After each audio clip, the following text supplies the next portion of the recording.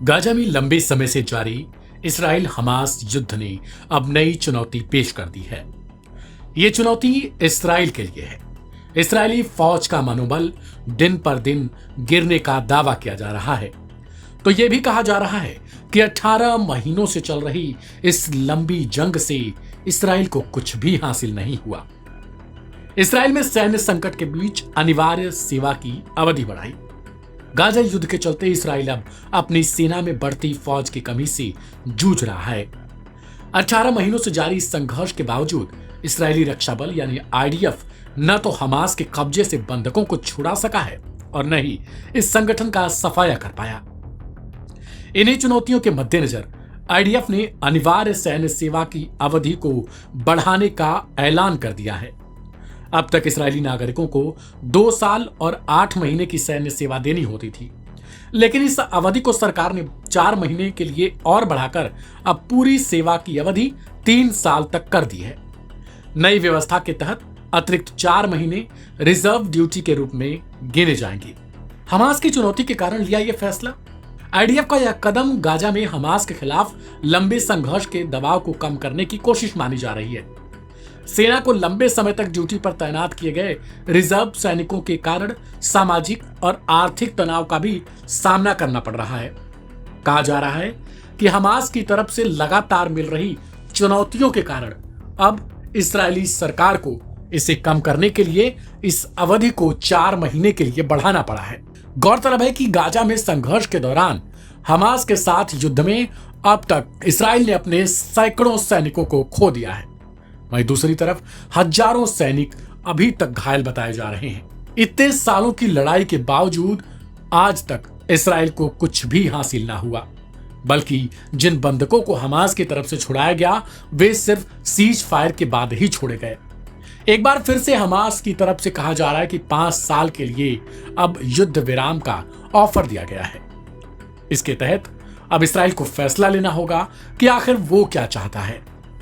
आपको बता दें कि गाजा में लगातार इसराइल की तरफ से बमबारी की जा रही है, जिसमें सैकड़ों लोगों की अब तक मौत हो चुकी है। इससे पहले तकरीबन गाजा में होने वाली मौतों का आंकड़ा 50,000 से ऊपर बताया गया था। पहले भी उठ चुकी थी सेवा विस्तार की मांग। यह कोई नया प्रस्ताव नहीं है। इससे पहले भी सरकार ने अनिवार्य सेवा अवधि 3 साल तक बढ़ाने का प्रयास किया था, लेकिन गठबंधन में शामिल अति रूढ़िवादी दलों ने इसका विरोध कर दिया।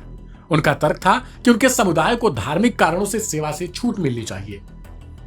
लेकिन दिलचस्प अब यह हो जाता है कि इतने सालों की लड़ाई के बावजूद इसराइल को अब बैकफुट पर आना पड़ रहा है। सवाल है कि आखिरकार प्रधानमंत्री बेंजामिन नेतन्याहू अपने फैसलों में लगातार बदलाव क्यों कर रहे हैं? क्या उन्हें भी अभी तक इस बात पर यकीन नहीं है कि आईडीएफ जिस कमी से जूझ रहा है वो है उसका मनोबल? रिपोर्ट पर आपकी क्या प्रतिक्रिया है? कमेंट बॉक्स में लिखें।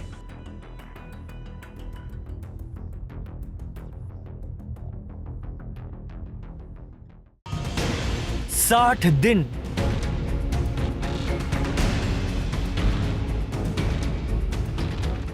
और सब कुछ ब्लॉक।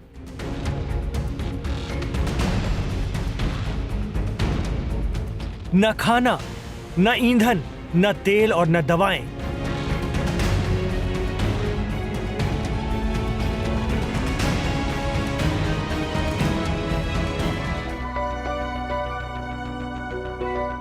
जी हां, गजा के लाखों लोग जैसे कैद होकर रह गए हैं।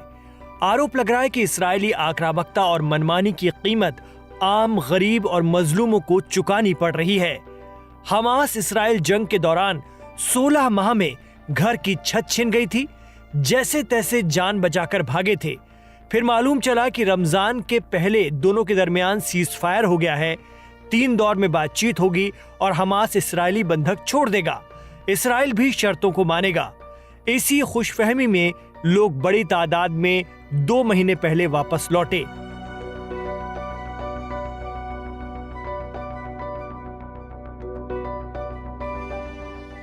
ये सोचकर कि घर नहीं लेकिन जमीन तो है, मलबे के बीच रह लेंगे जैसे तैसे, कम से कम हमले तो बंद हुए। लोगों के रेले लौटने लगे गजा की तरफ। उम्मीद थी कि जो हो चुका था उससे बुरा नहीं होगा। लोगों ने अपने घरों के मलबे के बीच रहना शुरू भी किया, तो कुछ अपने घरों के खंडहरों को ही आशियाना मानने लगे। इधर हमास और इस्राइल के दरमियान पहले दौर की बातचीत कामयाब रही। हमास ने शर्तों के मुताबिक इस्राइली बंधक छोड़े तो इस्राइल ने भी फिलिस्तीनी कैदी। तय किया गया कि चरणबद्ध तरीके से या स्टेप बाय स्टेप बंधक छोड़े जाएंगे। हमास ने दुनिया को दिखाते हुए कैमरों के बीच इवेंट के साथ बंधक छोड़े। हमास के कैमरों पर बंधक हमास की तारीफें कर रहे थे। यही बात इस्राइल को चुभ गई। वहां राइट विंग पार्टियों ने पीएम नेतन्याहू सरकार की मुसीबत कर दी। रमजान शुरू हुआ, गजा वालों की खंडहरों के बीच इफ्तार करते तस्वीरें वायरल होने लगीं। लेकिन इल्जाम लगता है कि इस्राइल ने बीच बातचीत में ही गजा को आने वाली मदद बंद कर दी और फिर हमले शुरू कर दिए। 60 दिन गुजर चुके हैं, गजा की हालत और बदतर हो गई है।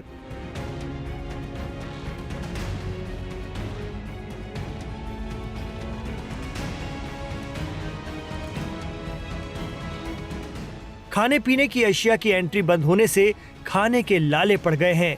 लोग ऐड फराहम करा रही एजेंसियों के भरोसे हैं। सब्जियां आ नहीं रही हैं। जैसे तैसे कहीं से पहुंच गईं तो जरा सी सब्जी इतनी महंगी कि तंग हाल लोग क्या खरीदें और क्या खाएं। बेचने वाले भी मजबूर और खरीदने वाले भी। एसोसिएटेड प्रेस ने गजा के ये वीडियो जारी किए हैं जिसमें वहां के लोगों की मजबूरी और बेबसी साफ नजर आती है। हालांकि बावजूद इसके हमास इस्राइल बातचीत बंद नहीं हुई है। काहिरा में दोनों तरफ से अफसरान मिल रहे हैं। खबर है कि हमास ने कहा है कि वो इस्राइल के बचे हुए सभी बंधकों को एक साथ एक बार में आजाद करने के लिए राजी है, बशर्ते इस्राइल 5 साल के लिए जंग रोक दे। मीडिया रिपोर्ट की माने तो ये अपने आप में हमास का एक तारीखी फैसला होने जा रहा है। कहा जा रहा है कि इस तजवीज को लेकर हमास के आला अफसरान मिस्र की राजधानी काहिरा के लिए रवाना भी हो चुके हैं। हमास की शर्त है कि अगर इस्राइल 5 साल के लिए मुसलसल जंगबंदी पर राजी हो जाता है तो वो सारे इस्राइली बंधक एक बार में छोड़ने के लिए राजी हैं। इस्राइली वेबसाइट यरूशलेम पोस्ट के हवाले से इस बात की जानकारी दी गई है। हमास लीडर खलील अल हैया की क़यादत में हमास का डेलीगेशन मिस्र के अफसरान के सामने गजा में जंगबंदी को लेकर अपनी तजवीज़, अपना प्रस्ताव पेश करने जा रहा है। अब गेंद इस्राइल के पाले में होगी कि वो इस पर किस तरह का रद्द-ए-अमल देता है। गजा में रमजान के बीच शुरू हुई इस्राइल की जारहियत के बाद से ही यमन के अंसारुल्लाह ने भी गुस्से में आकर उस पर हमले शुरू कर दिए थे, जो अब भी जारी हैं। भले ही इसकी एवज में यमन को अमेरिकी हमले झेलने पड़ रहे हैं, लेकिन यमन के हौसियों का दावा है कि वो गजा के लोगों की इस हालत के जिम्मेदार इस्राइल पर तब तक हमलावर रहेंगे जब तक वो गजा में खाने पीने की चीजों की एंट्री नहीं खोलता। अब देखना होगा कि काहिरा में हमास इस्राइल बातचीत का क्या नतीजा निकलता है, लेकिन गजा को अगर अब जल्द ही नहीं संभाला गया तो वहां हालात और बिगड़ जाएंगे। एक बहुत बड़ी आबादी को इस वक्त मदद की दरकार है और अरब मुल्क भी चुपचाप ही हैं, सिवाय हल्की फुल्की लानत मलामत के।